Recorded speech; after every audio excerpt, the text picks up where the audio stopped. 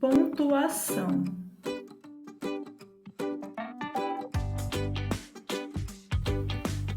Oi pessoal, tudo bem? Eu sou a Giovana e eu sou estudante de Pedagogia pela UFSCar. Nesses próximos meses, eu estarei junto com vocês, a professora Aline, com algumas atividades, alguns textos informativos, alguns vídeos bem legais e divertidos para vocês aprenderem um pouquinho mais. Mas eu não vou estar sozinha nessa não é, Rayane?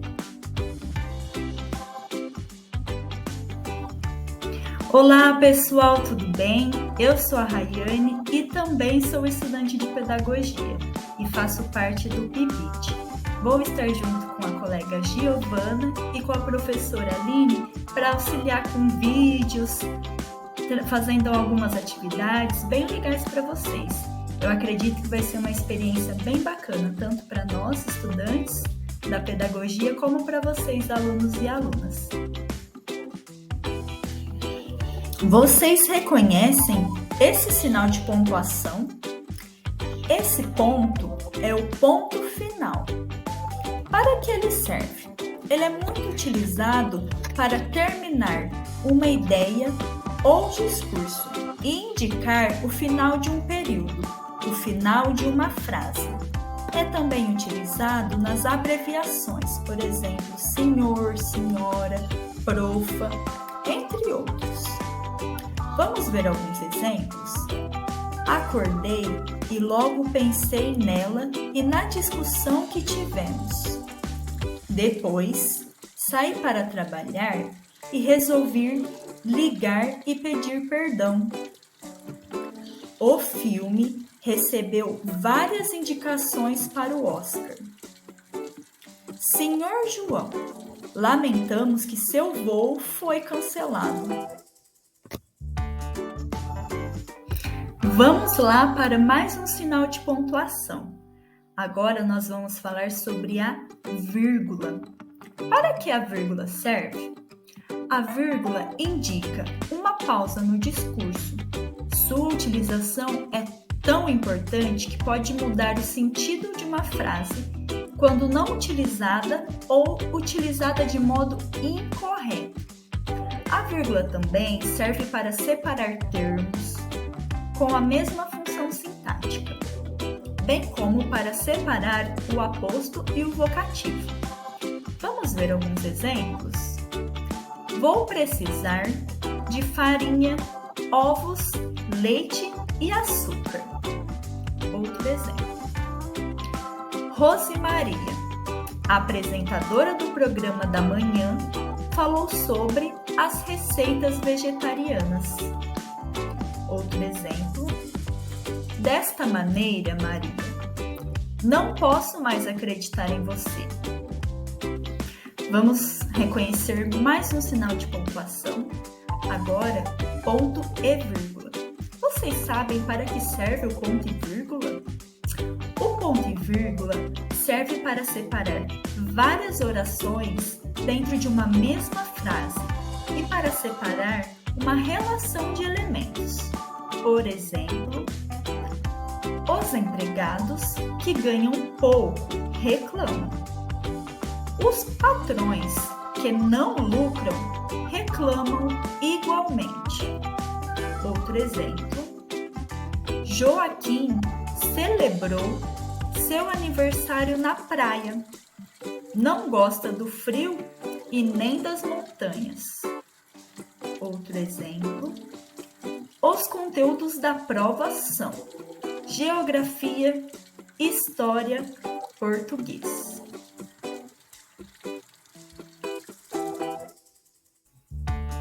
Agora vamos falar um pouquinho sobre os dois pontos e para que esse sinal de pontuação serve. Esse sinal gráfico é utilizado antes de uma explicação para introduzir uma fala ou para iniciar uma enumeração. Por exemplo, na matemática, as 4 operações essenciais são 2 pontos: adição, subtração, multiplicação e divisão. Ou, por exemplo, Joana explicou, 2 pontos, travessão.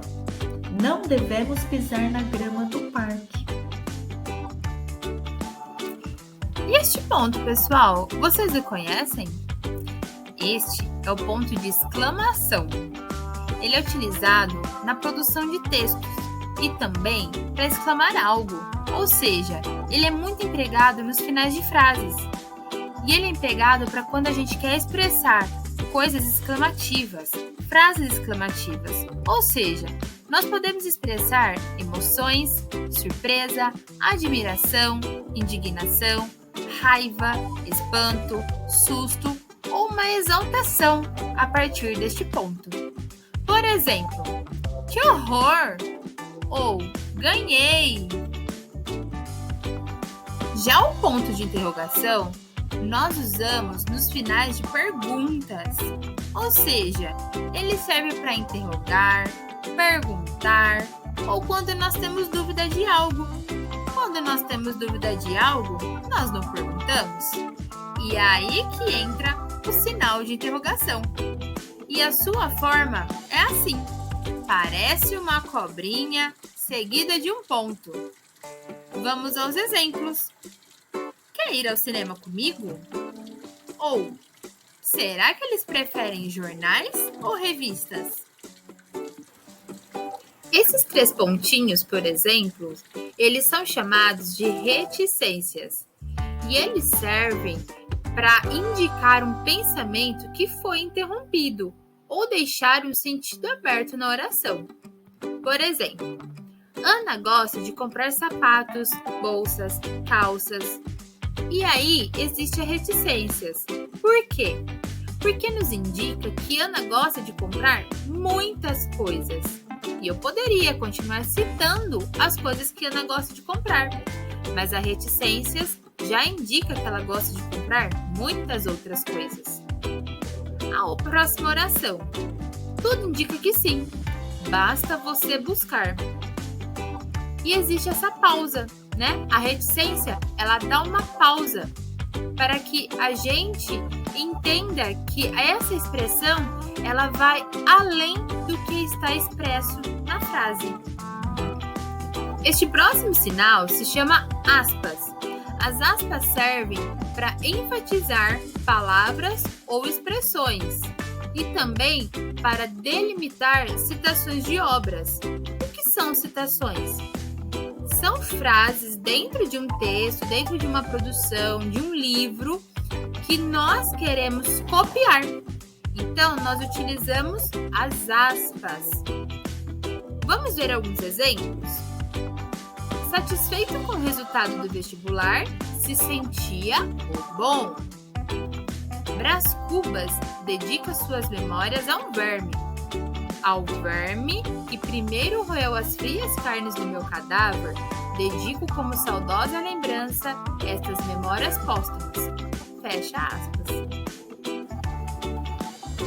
Este próximo sinal se chama parênteses.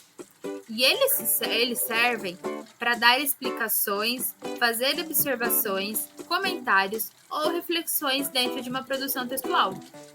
Vamos aos exemplos. O primeiro exemplo. O funcionário, o mais mal-humorado que já vi, fez a troca dos artigos. Cheguei a casa cansada, jantei um sanduíche e um suco e adormeci no sofá. Já o travessão, que é esse travessão deitado na horizontal, ele serve para indicar quando uma pessoa está falando. Por exemplo, nós vemos isso no discurso direto, quando existem os personagens e um deles vai falar. 2 pontos, travessão. E se inicia a fala do personagem. Exemplos. Muito descontrolada, Paula gritou com o marido. Por favor, não faça isso agora, pois temos problemas mais tarde. Maria, funcionária da prefeitura, aconselhou-me que fizesse assim. Nesse último caso, nós temos o uso do travessão como dupla vírgula. O parêntese, ele vem para uma explicação. Mas esse duplo travessão, como no caso de Maria, travessão, funcionária da prefeitura, travessão, aconselhou-me que fizesse assim, Nesse caso, o travessão ele está substituindo o parêntese. Ou ele pode também estar substituindo uma dupla vírgula, ou seja, Maria, vírgula, funcionária da prefeitura, vírgula, aconselhou-me que fizesse assim. Então, existem 3 possibilidades para que nós construamos esta frase. Agora, pessoal, é o momento de nós retomarmos o conteúdo. Vocês estão lembrados do que é o discurso direto e do que é o discurso indireto? No discurso direto, o narrador dá a vez para o personagem falar. Neste caso, o emprego da primeira pessoa é muito frequente. Por exemplo, Maria entrou no quarto gritando, travessão. Tem uma barata na cozinha, alguém me ajuda? Já no discurso indireto, o narrador ele vai reproduzir a mensagem que o personagem está querendo dizer. Então, a primeira pessoa ela vai ser substituída pela terceira. Por exemplo, Maria entrou no quarto gritando que havia uma barata na cozinha. Ela pediu para alguém ajudar.